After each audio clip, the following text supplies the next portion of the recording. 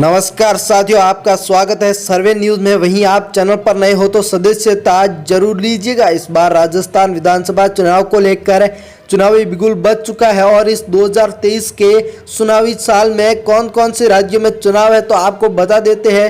राजस्थान, तेलंगाना, छत्तीसगढ़, मिजोरम और कर्नाटक में चुनाव हो चुके हैं और कर्नाटक में कांग्रेस पार्टी ने अपनी सरकार बना ली है और अब लोकसभा के चुनाव भी नजदीक है। ऐसे में राजस्थान की यह चुनाव है जो इसमें बीजेपी पार्टी को अगर लोकसभा के चुनाव में सरकार बनानी है तो ये राजस्थान के चुनाव जीतने बहुत ही ज़्यादा महत्वपूर्ण है। वो कैसे, तो वो बातचीत करेंगे सर्वे के बाद में। पहले हम बातचीत करें अगर राजस्थान के 18 के इलेक्शन की, मतलब 2018 के इलेक्शन की और कई वर्षों के इतिहास की, तो 2018 में राजस्थान में कांग्रेस पार्टी की सरकार बन गई थी जो वर्तमान में भी है।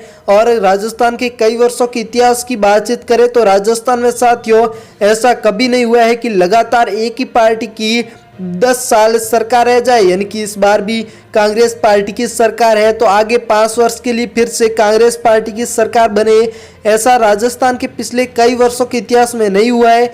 क्या इस बार ऐसा इतिहास दोहराने वाले हैं या फिर लेकर चलते आपको सर्वे आंकड़ों की तरफ। जो रुझान है वो देख लीजिए। हनुमानगढ़ जिसमें कुल 5 विधानसभा की सीट है जिनमें से बीजेपी के खाते में 2 सीटें तो कांग्रेस पार्टी के खाते में 3 सीटें आरएलपी व अदर पार्टियां 0 पर नजर आ रही। भीलवाड़ा जिला जिसमें कुल 7 विधानसभा की सीट है जिनमें से बीजेपी के खाते में 2 सीटें तो कांग्रेस पार्टी के खाते में 5 सीटें आरएलपी व अदर पार्टियां 0 पर ही नजर आ रही। वहीं बात करें साथियों अजमेर की तो कुल 8 विधानसभा की सीट है जिनमें से बीजेपी के खाते में 3 सीटें तो कांग्रेस पार्टी के खाते में 5 सीटें आरएलपी व अदर पार्टियां 0 पर नजर आ रही। नागौर जिला आ चुका है जिसमें कुल 10 विधानसभा की सीट है जिनमें से बीजेपी व कांग्रेस दोनों के मध्य 3-3 सीटों पर टक्कर नजर आ रही है तो आरएलपी के खाते में 4 सीटें अदर पार्टियां 0 पर। वहीं बात करें अगर जोधपुर की तो जोधपुर में कुल 10 विधानसभा की सीट है जिनमें से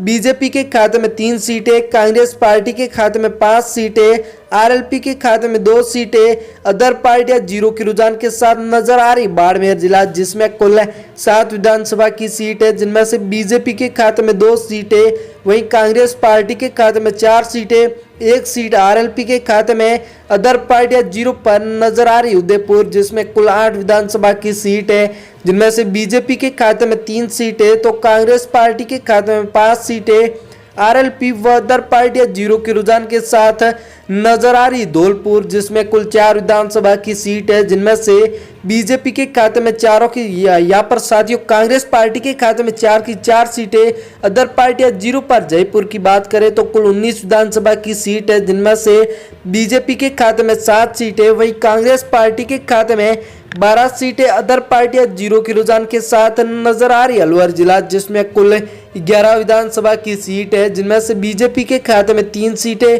तो कांग्रेस पार्टी के खाते में 8 सीटें आरएलपी व अदर पार्टियां 0 पर नजर आ रही। 12 जिला जिसमें कुल 4 विधानसभा की सीट है जिनमें से बीजेपी व कांग्रेस दोनों पार्टियों के मध्य 2-2 सीटों पर कड़ी टक्कर बताई जा रही है तो आरएलपी व अदर पार्टियां 0 पर। वहीं बात करें अगर बीकानेर की तो बीकानेर में कुल 7 विधानसभा की सीट है जिनमें से बीजेपी के खाते में 2 सीटें कांग्रेस पार्टी के खाते में 5 सीटें आरएलपी व अदर पार्टियों का सुपड़ा साफ नजर आ रहा है। श्रीगंगानगर आ चुका है जिसमें कुल 6 विधानसभा की सीट है जिनमें से 4 सीटों पर बीजेपी पार्टी तो 2 सीटों पर कांग्रेस पार्टी आरएलपी व अदर पार्टियां 0 पर नजर आ रही। सिरोही जिसमें कुल 3 विधानसभा की सीट है जिनमें से बीजेपी के खाते में 2 सीटें तो कांग्रेस पार्टी के खाते में 1 सीट आरएलपी व अदर पार्टियां 0 के रुझान के साथ नजर आ रही। जालौर जिले की बात करें तो कुल 5 विधानसभा की सीट है जिनमें से 2 सीटों पर बीजेपी पार्टी तो 3 सीटों पर कांग्रेस पार्टी आरएलपी व अदर पार्टियां 0 पर ही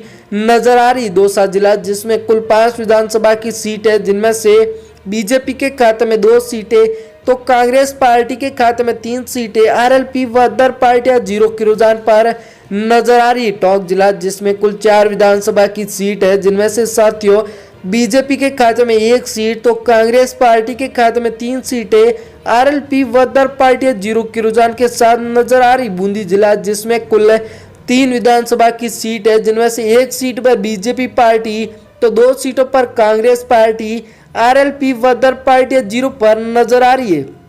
वहीं बात करें साथियों झुंझुनू की, तो झुंझुनू में कुल 7 विधानसभा की सीट है, जिनमें से बीजेपी के खाते में 3 सीटें तो कांग्रेस पार्टी के खाते में 4 सीटें, आरएलपी व अदर पार्टियां 0 पर। भरतपुर जिसमें कुल 7 विधानसभा की सीट है, जिनमें से बीजेपी के खाते में 3 सीटें तो कांग्रेस पार्टी के खाते में 4 सीटें, आरएलपी व अदर पार्टियां 0 पर नजर आ रही। वहीं बात करें करौली की, तो करौली में कुल 4 विधानसभा की सीट है, जिनमें से 2-2 सीटों पर बीजेपी व कांग्रेस दोनों पार्टियों के मध्य कड़ी टक्कर बताई जा रही है, तो अदर सभी पार्टियां 0 पर। वहीं बात करें अगर सीकर की, तो सीकर में अभी बीजेपी के खाते में 8 सीटों में से 3 सीटें, कांग्रेस पार्टी के खाते में 5 सीटें, आरएलपी व अदर पार्टियां 0 की रुझान पर नजर आ रही। वहीं बात करें अगर चूरू जिले की, तो चूरू जिले में कुल 6 विधानसभा की सीट है, जिनमें से बीजेपी व कांग्रेस दोनों पार्टियों के मध्य 3-3 सीटों पर कांटे की टक्कर बताई जा रही है, तो अदर पार्टियां 0 पर। राजसमंद जिला आ चुका है, जिसमें कुल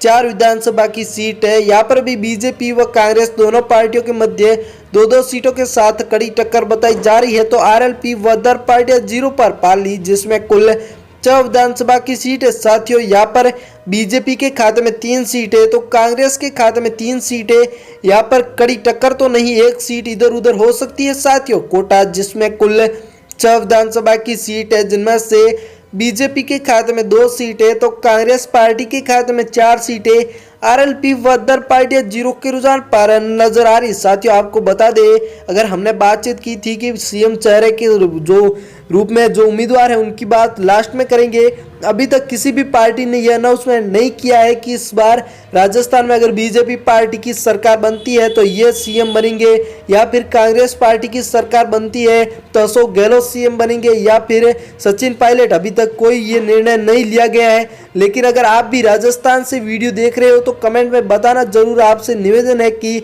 इस बार राजस्थान में कौन सी पार्टी की सरकार बनेगी। साथ ही साथ वीडियो को हो सके उतना शेयर कीजिएगा ताकि आपके भाई भी देख सके।